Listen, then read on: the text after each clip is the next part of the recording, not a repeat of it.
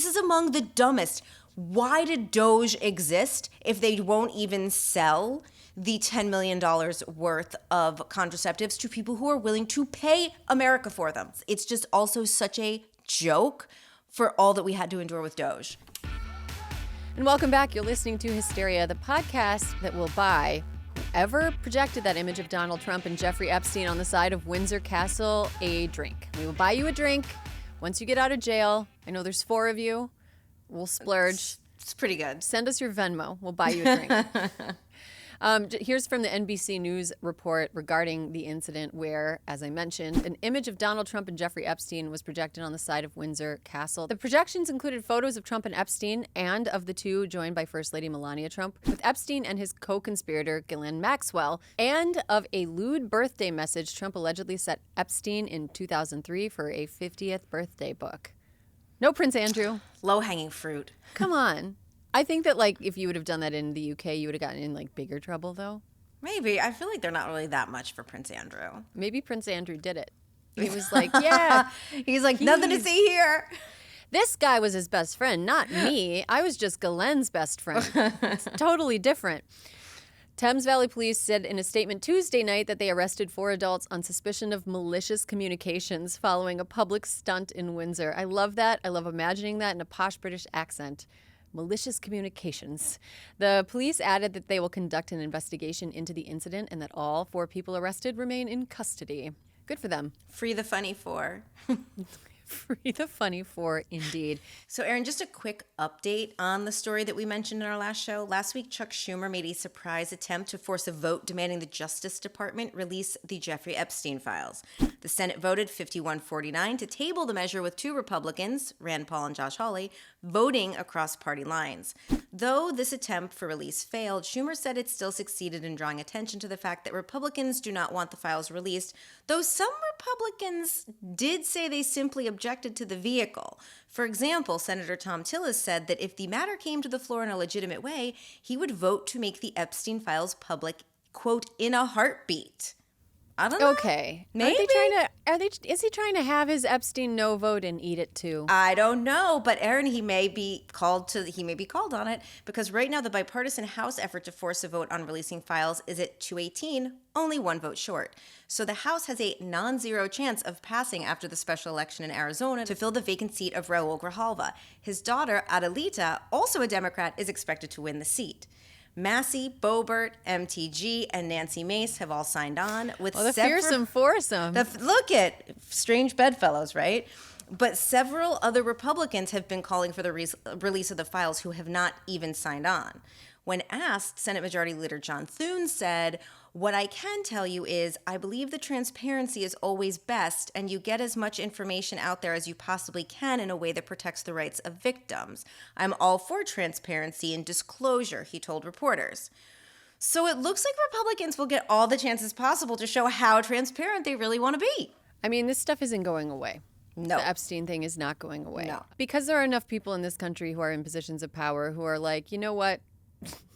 Child sexual abuse, I'm going to go ahead and say we should probably get as much out there about who did it as possible, right? Like, we shouldn't be protecting people implicated in child sexual abuse crimes.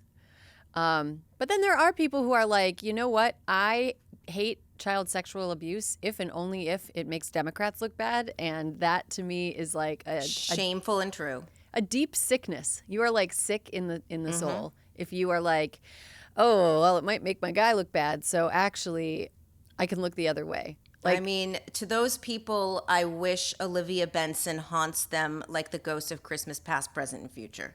Mm-hmm. And like, there's a drip, drip, drip of information continuing to come out. Like, we've gotten stuff from the Epstein estate just last week. We got the birthday book. I don't know, was that last week or a couple weeks ago? I think it was 2 weeks ago. What is time? What is time? Last week? When a president's signature is used to represent pubic hair, what is time? I don't know. It was last week before the troubles. We also got a cache of 18,000 emails from Jeffrey Epstein's inbox. Many of them were from Ghislaine Maxwell. They were besties. So yeah, this is just going to continue to come out, and everything that comes out is grosser. Yeah, it's not getting better. Nothing's coming out that's like, this has been overblown. Yeah, No. Nothing's coming out where you're like, oh, Oh, well, that explains everything. That makes perfect sense. No. It gets creepier and creepier and grosser and grosser. Right. And it's like people, there was an official, an ambassador, a UK ambassador that ended up being relieved of his duties a couple weeks ago because he was like distraught when Jeffrey Epstein was in legal trouble for hurting children. Like it's still unfolding, and it's just it's a huge story. This is the story that sent me down the path of ending up at Candace Owens, I have to say. Jeffrey Epstein Candace Owens-ified me for this week. There will be more Epstein, tomorrow, the next day. For you next week. The next day. You're listening to Epstein Hysteria. Okay, so let's do a quick hit on something that doesn't have to do with Jeffrey Epstein. Redistricting in California. There's going to be a special election on November 4th for Californians to vote on Proposition 50, which would authorize the state to use a new congressional district map for 2026 through 2030. We are a hard yes on this. Every California listener, you are a hard yes. You are going out to vote on November 4th, and you are voting yes on Prop 50, and you are telling everyone to also vote yes on Prop 50. And that's how we're getting this across the finish line. This could give Democrats the opportunity to pick up 9 additional seats during the midterm election, which would neutralize Texas's 5 new seats. This unprecedented mid-cycle redistricting is all a part of Newsom's fight fire with fire strategy against Republicans. The prop has significant Democratic support, including endorsements from Obama and Kamala Harris. A leader in the conservative opposition is Berkshire Hathaway heir Charles Munger Jr., who has already spent $30 million trying to stop redistricting. I've gotten some of his little letters in the mail, Alyssa. Oh, really? Oh, yeah. I get them like a couple times a week, and I kind of want to just be like, stop bringing these to me. Like, don't, like, this is part of a tree. This used to be part of a living thing. Unsubscribe. Save the tree. I know. It's just, sometimes my mail is just like, here's some stuff for you to throw in the trash. I know. And that's one of the things. Munger worked with Arnold Schwarzenegger during his governorship to reform redistricting and put the decision in the hands of an independent commission. Schwarzenegger has also condemned the prop, and now Munger is furious to see his work reversed, albeit temporarily. It's literally for 2 elections. Right? And though he claims his concerns are beyond party divides, he also just so happens to be a Republican. So here's a question. You said you've gotten the Munger mail. Have you been also getting pro Prop 50 mail? Like, do you feel like they're doing as good a job getting the word out? No. I have not gotten anything that's pro Prop 50 at all. Really? Are there commercials on TV? I don't really watch TV that has commercials. It's pretty much like all Spidey and his amazing friends, like Disney Junior in my house right now. But I will let you know if I see one next time I watch local news. Yeah, I'm curious. Yeah. For more information or to get involved, head to votesaveamerica.com/prop50. Hysteria is brought to you by Ritual. Alyssa, do you ever feel bad about not eating enough fruits and vegetables? Erin, I almost always eat enough fruits, but never enough vegetables. They're just not my favorites.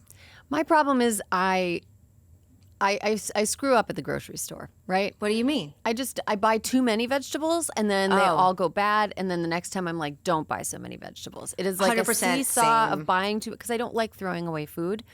But, luckily, if I am on one of those swings where I am lacking vegetables. Things are a little slow. Yeah, Ritual's Essential for Women 18 Plus multivitamin isn't exactly a salad in a pill, but it's formulated to help fill key nutrient gaps that you might not get from your diet. And you know why I love Ritual, Erin? Why? Because it's so easy to make part of my daily routine. Some of my old vitamins, I really would have to take on like a full stomach so they didn't upset my stomach, so I didn't have vitamin burps all day. Mm-hmm. But now I get up whenever I remember. I take my Ritual, little minty essence to kick off my morning. No tummy troubles, ready to go. Mm-hmm. Easy peasy done. Easy peasy done.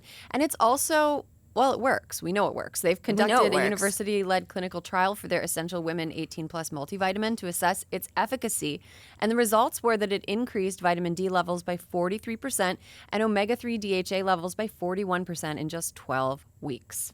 Their Essential for Women 18 and over multivitamin contains 9 key nutrients in 2 delayed release capsules designed for optimal absorption per day. Designed to be gentle on the stomach, as I mentioned, with a minty essence, as I also mentioned, in every bottle that makes taking your multis actually enjoyable. Ritual's essential third-party tested for heavy metals and clean label project certified, so you know you can trust what you're putting in your body. Instead of striving for perfect health, aim for supporting foundational health. Get 25% off your first month only at ritual.com/hysteria. Start Ritual or add Essential for Women 18 and over to your subscription today. That's ritual.com/hysteria for 25% off. Hysteria is brought to you by Fast Growing Trees. Fall is planting season. Yes, it is. Don't trust the propaganda about it being spring with all those ads. This of is the people in perfect time for overalls trees. Perfect time for trees, and you also should be getting your yard ready for next year. I know where I live, a lot of the plants that are native they want to be cold for a while, they want to be wet for a while, and then their roots will take a lot better. So this is the time. This is the time. We're overseeding here. We're overseeding our native meadow. We are planting 2 new trees because they like to just go dormant and then kick back open in spring. Well, it's also important to know where to start. And that's why I really love fastgrowingtrees.com. It doesn't matter if you live in the sunny south or if the air is getting chilly where you are. If you are in one of those places where it's getting chilly, I am jealous of you. Their plant experts can help you find the perfect fit for your space. They have all the plants your yard needs, like fruit trees, privacy trees, flowering trees, shrubs, and so much more. Fast Growing Trees makes it easy to get your dream yard. Order online and get your plants delivered directly to your door in just a few days without ever leaving home. Their Alive and Thrive guarantee ensures your plants arrive happy and healthy. All the plants and trees are locally grown in the U.S., ensuring they will thrive in your yard.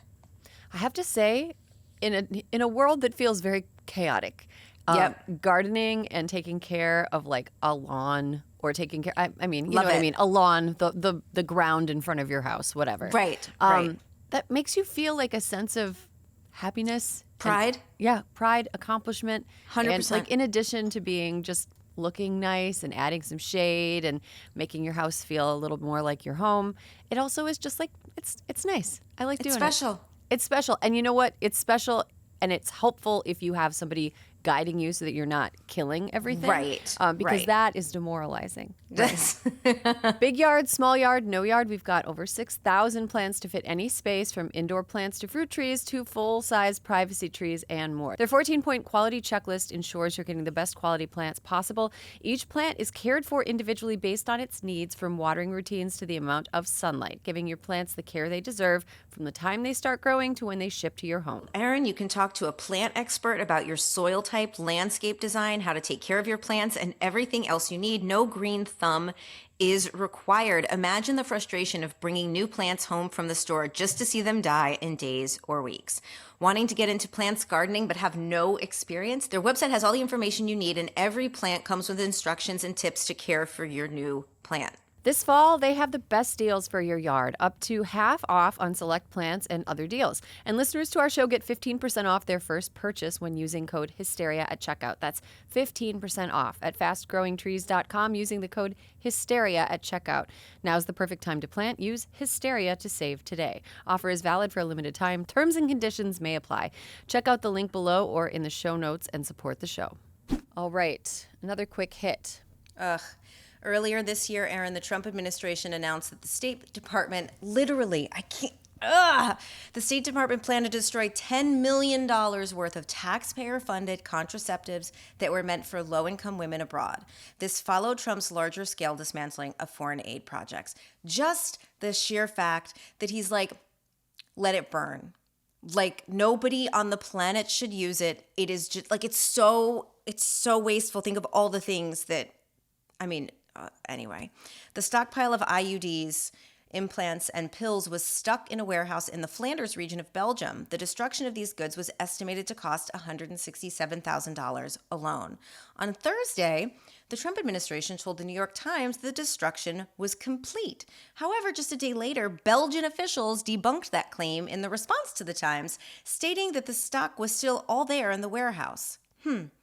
Flanders has a ban on incinerating still usable medical products, good for them, and officials have actually been hoping to facilitate a sale of the contraceptives rather than destruction. Documents obtained by the New York Times show that multiple organizations, including the Gates Foundation and the Children's Investment Fund Foundation, attempted to purchase the supply. Sell it. What the fuck? Why? This is so dumb. This is among the dumbest. Why did Doge exist if they won't even sell the $10 million worth of contraceptives to people who are willing to pay America for them? Well, you know what this means, Alyssa. What? It's fucked. Time for Ocean's 14, a heist movie about how 14 friends and associates and ne'er-do-wells unite to pull off the biggest heist of IUDs the world has ever seen. Honestly, send in who would be great. I don't know. This feels like maybe, I don't know, someone wonderful. Lucy Liu, send someone in. They have to do this. Lucy Liu. I don't know. She felt like she could get into that. I'm picturing the guy who snuck into the vault in Ocean's 11, and I'm like, she's very thin and wiry. The thing that makes me so mad about this is like the second iteration, because they did something similar to this back in February with ready-to-use therapeutic foods. So the protein packed like peanut butter, it was fortified peanut butter meant for malnourished children abroad. And they cut the contracts. Companies here that had been producing it were about to go bankrupt because they had already produced all of this that USAID had purchased. And then Trump was like, no, you're fucked. And then they wanted to sell it and the government wasn't going to let him. And then there was just like pallets of it that were about to go bad instead of just being sent to the countries that could use them to save millions of kids from starving to death. You know, it's just so fucking gross. And it's just also such a joke for all that we had to endure with Doge, because all of these things are just utter wastes of money. Also, the lying about it is really weird. So weird. Like it's gone. We burned it. We wrecked it. Are you triggered? Aren't you triggered? Ugh. It's like, no, you're stupid. You're frivolous. You're dumb. I mean, but that's another thing. It's like, you can't even trust them to tell the truth about that. They literally lie about everything. Lies all the way down. And it's like, I don't know what's real. Like, it's Schrodinger's contraceptives. You know, are they burned? Are they not burned? Like, I trust the Belgian authorities more than I trust American authorities. And that's why the conspiracies are all ours now, right? That's we own them. We get custody of the conspiracies. Now, let's wrap this block up with some good news. New Mexico Governor Michelle Lujan Grisham announced her plans last week to remove the state's income eligibility limit for free childcare starting November 1st. The Universal Child Care Guarantee will cover infants and toddlers until they age into public preschool. This move makes New Mexico the first state ever to promise free childcare to families, and this follows a policy from earlier this year that offered low-interest loans for the construction of new childcare facilities. The state is still working on expanding capacity to meet demand and ironing out rules of this new policy, but it's a huge win for sure. Let's be more like New Mexico. I love it. I mean, it's also like a lower cost of living state in general compared to, like other blue states. New Mexico is like a more affordable, like if you're not living in Santa Fe, if you're not trying to be like Oprah's neighbor, right? You could, like, it's more affordable to have a house. It's, your child care is free. Like, it's pretty good. It's pretty good, but I have a pitch for states. I have a pitch. As marijuana becomes legal for recreational sale, let's use that revenue. Let's use all that revenue. Erin, do you know that since the recreational sale of weed has been legal in Colorado for 10 years, do you know that in those 10 years they have made over $3 billion in fees and revenue, and they've put it into schools and stuff? So what if all the states that are going legal are like, we're going to take a portion of this, because you don't need all of it, do free healthcare? I think that's a fucking win-win.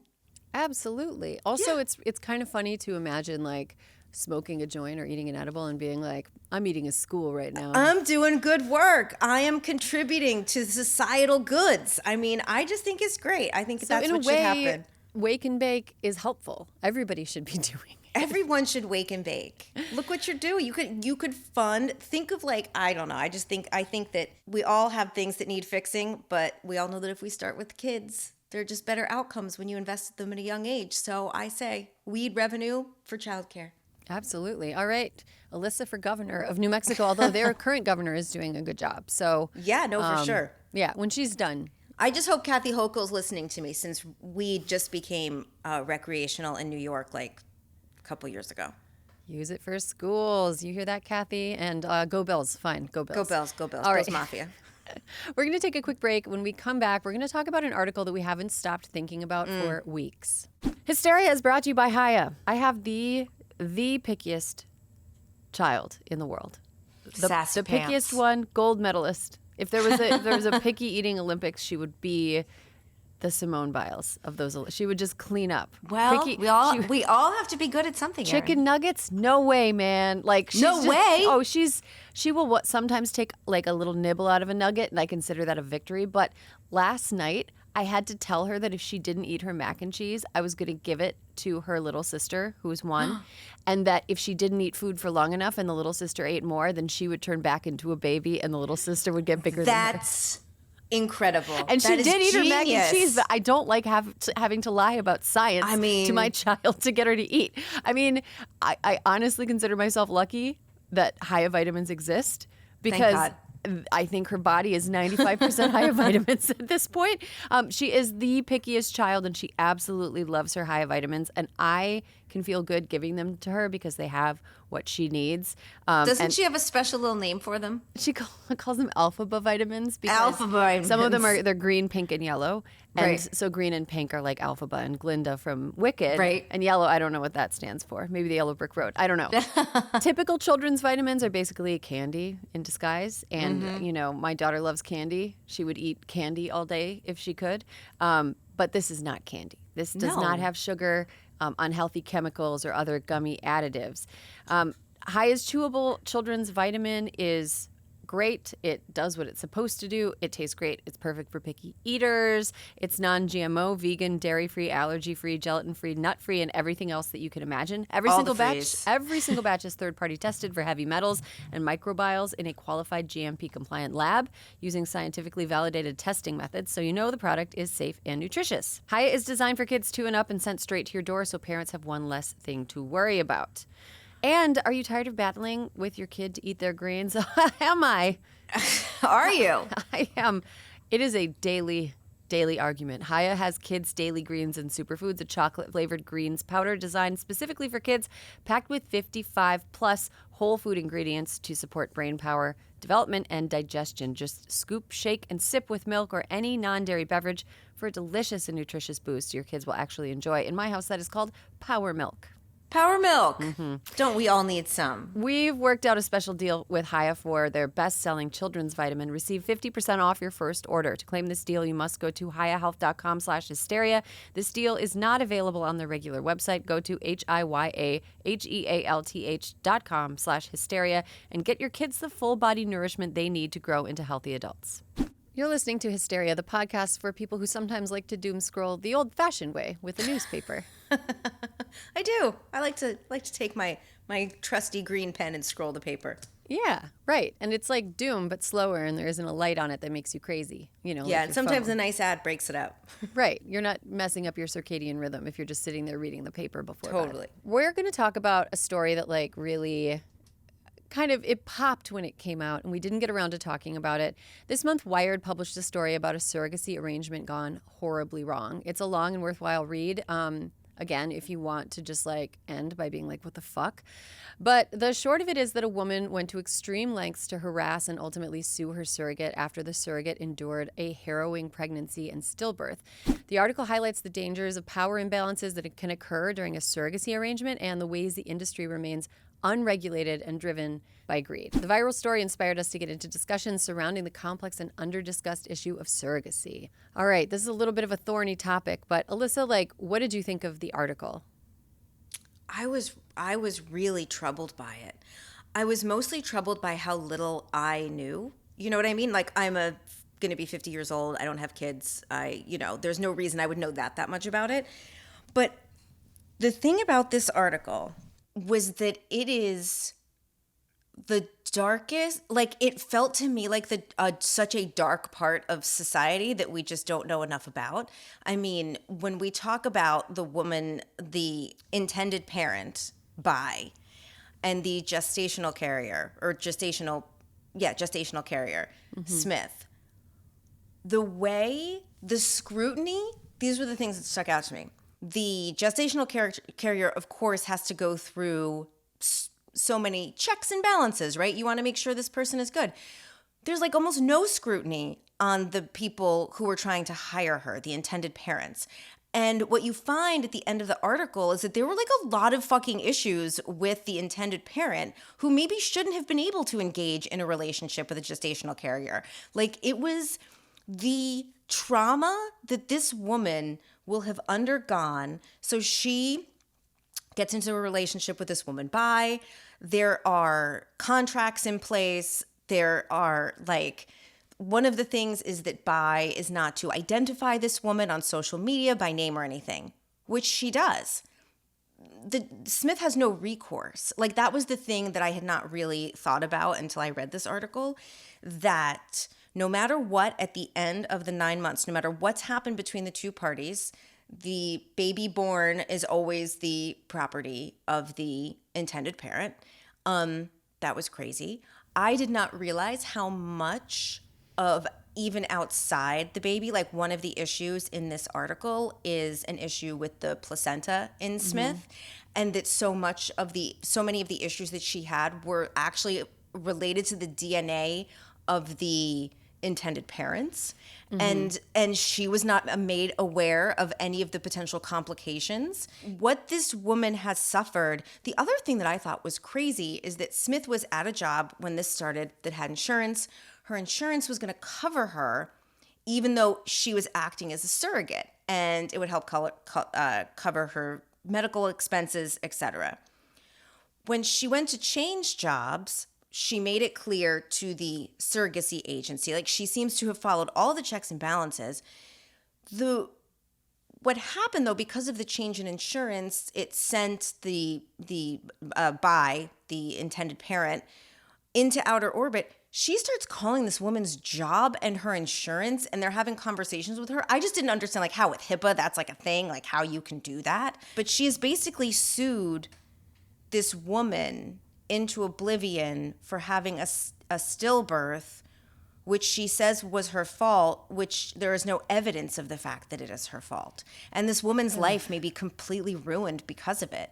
And I thought it was, I had no idea how unregulated it was. I mean, this was actually, what made this interesting to me is that this was actually kind of like best case scenario in terms of regulation and going through an agency and having as many checks and balances in place as is possible.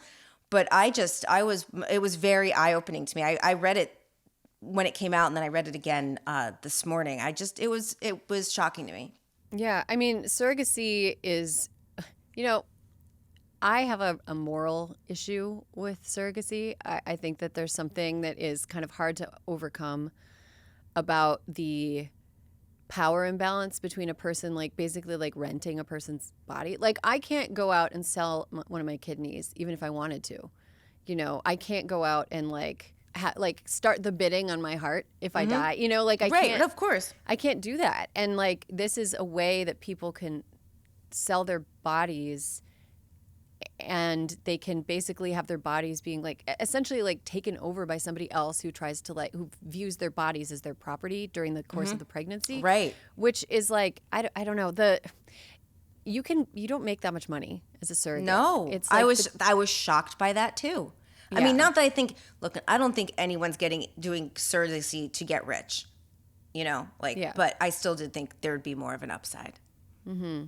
I mean, there's like, the reason that it's like a little bit thorny is because there are people who cannot have or carry their own children, and sometimes surrogacy is the way that they're able to have like a child that's biologically related to them. But is that moral and justifiable given the risks that it poses to the bodies of surrogate or like gestational carriers? Something that I learned from the articles, it's like an 8-fold increase in a risk of certain very dangerous pregnancy outcomes. Pregnancy is already pretty dangerous. In America, if you are a pregnant woman, your life is your life is like more in danger than if you are a cop that is on duty. Right. Like, it is a dangerous thing to be pregnant, just biologically speaking, because our bodies are like really fucking bad at being pregnant and having kids. Like, it's crazy that our species exists, but it's a huge risk. It's a huge like physical burden on a gestational carrier, even if it's something that she really wants to do. It's like a risky thing.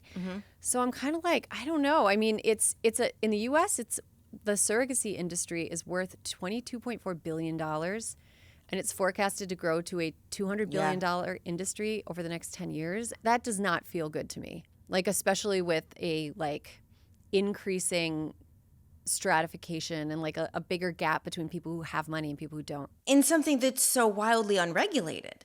You know, the ways in which you learn throughout the process of this story that Smith was vulnerable to the lawsuits that she ended up being engaged in because of this.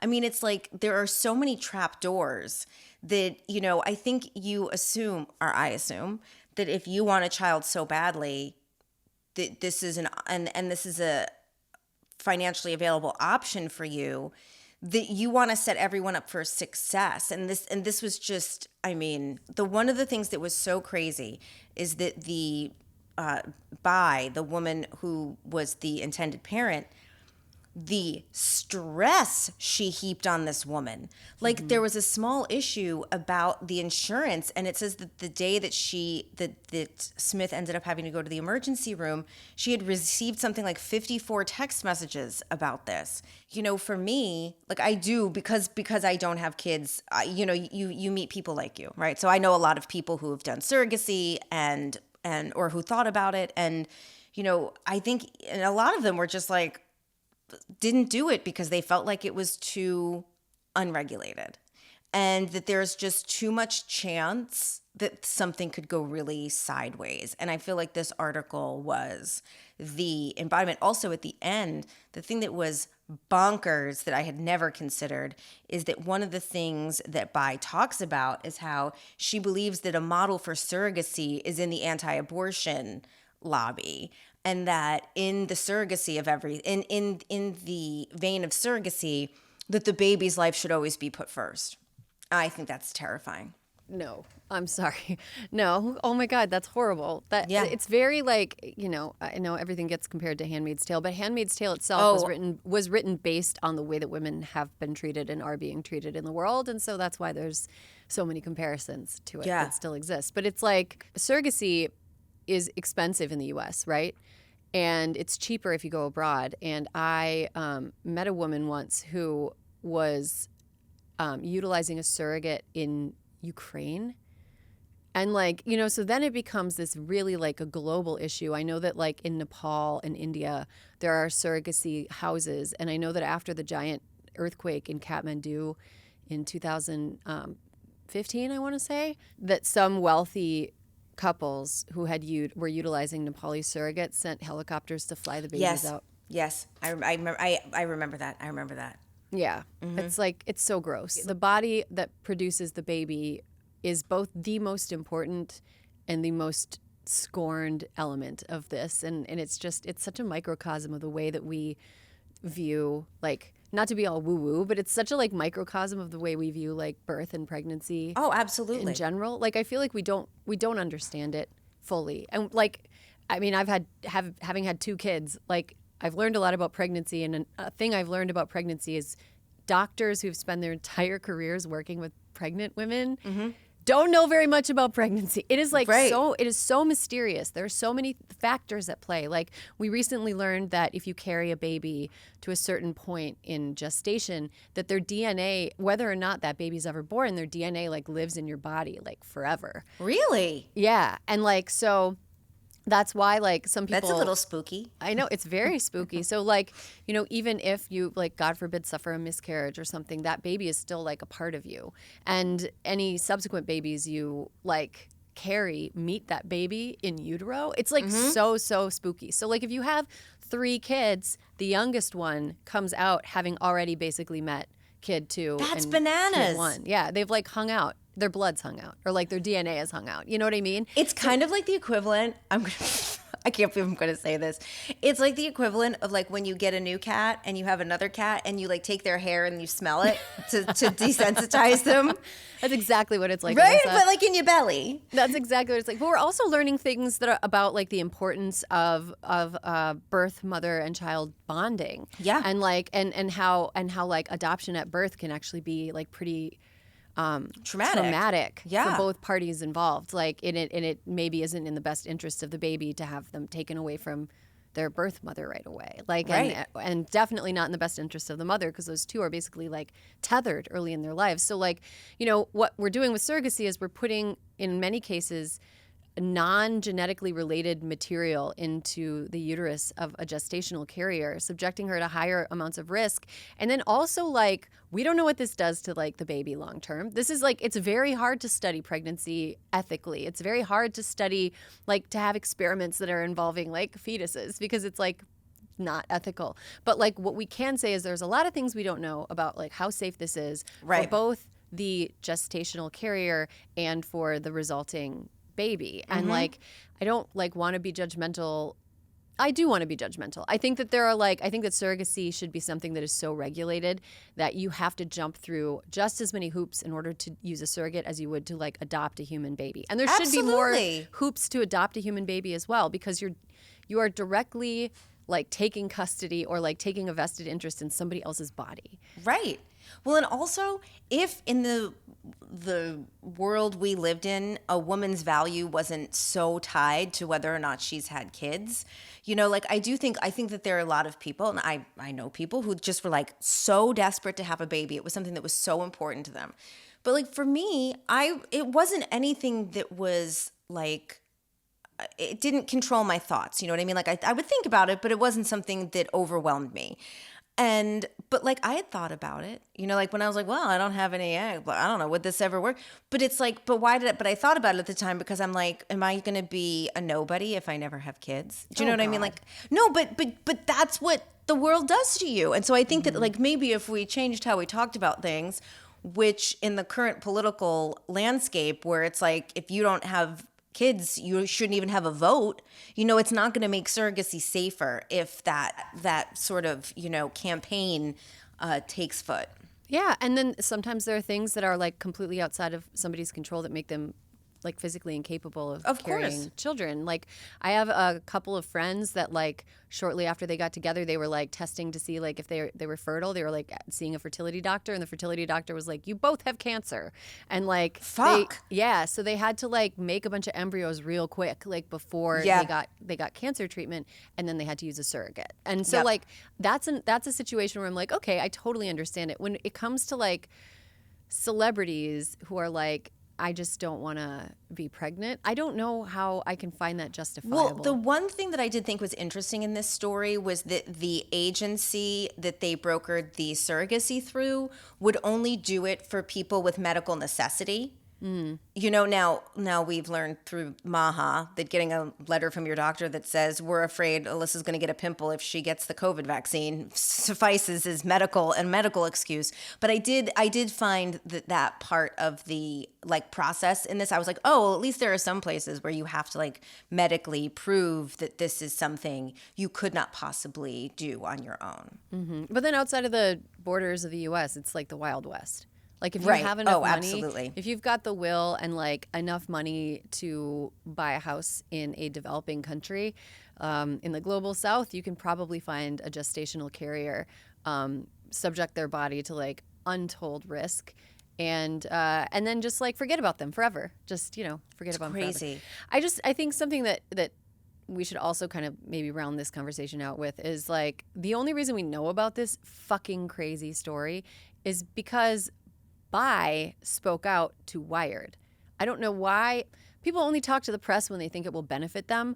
I don't know what calculus she did to be like, this is going to do it. Because Erin, she seems completely unwell. Like that whole article, I mean, I am surprised. We know in this article that she is married.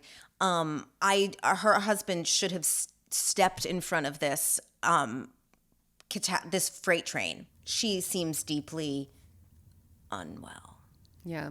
I mean, there's also one of our producers just pointed out that this is the only way to have biological kids for some LGBTQ families. Of course. This is going to sound like very harsh and mean, and I don't mean it to be harsh and mean. I don't think people are entitled to have biological children. I just don't. I think that like I think that altruistic surrogacy there is a solution where like surrogacy is something that like friends arrange between each other, or something that it's like somebody you have a family member you have a close relationship with that maybe could like help lessen the risk, the genetic risk on like the gestational carrier. But I just think in general, I don't think that it is justifiable. I don't think that the risk that surrogates are being subject to is justifiable by the fact that somebody wants to have their own kid. Okay. I know that's harsh. I'm probably going to get a lot of mean messages about it, but that's kind of how I feel. Okay. I also think adoption should just give the moms money instead of like adopting the babies out. I think that like, and also like, again, what you said about having kids, like, I think that having children is not the only way to be fulfilled or happy. And that messaging that goes out to people, especially women, that's like, your life can be happy as long as you are choosing it, is like maybe something that we should try to do a little bit more. Like, Yeah. I would have been happy if I didn't have kids. I would be like climbing mountains and running marathons and shit instead of what I'm doing That's what now, you which were is doing. like sleeping 5 hours a night. But look, you know what? I love them. I'm glad they're here, but it's not like fun. You know what I mean? And my life changed. I get that. And who I am changed. And like, there's not just one way to live a good life that is fulfilling and like full of love and community and friendship. And I just hope like that Bi somehow gets, I don't know, I don't want to say like punishment, because I think that she's obviously like hurt by what happened. Well, I hope she doesn't get another surrogate. I hope she doesn't. I mean, get another Jesus surrogate. Christ. I hope that if this article does nothing else, it stops in its tracks, whatever, because she talks about in it that like she's sued so many people. She's spent so much money on suing Smith that, she doesn't know if she can afford another surrogate. And it's like, well, that is a fucking blessing. Yes. That is the upside of this story. And, I don't know, it's like a thorny topic when we talk about like gestational carriers and the bodies that make people, which are always that's what the female body is. Like you cannot erase the female body from the process of like having a child. And I think that sometimes surrogacy in its current unregulated exploitative state does at its worst, at its medium bad. I think at its best it can be really beautiful and it can be great for the surrogate. I know people who really like being pregnant. There's not that many of them, but there are people who really like doing that, who really want to do that for somebody, and good for them. But I think that in a world of increasing desperation and economic stratification, unless we start kind of like trying to make an actual legal path that is like strict and enforced, then things are just going to get bleaker, and there's going to be more stories like this. We're only going to find out about them, in secret whispers, because people are going to be scared of getting sued. Yeah.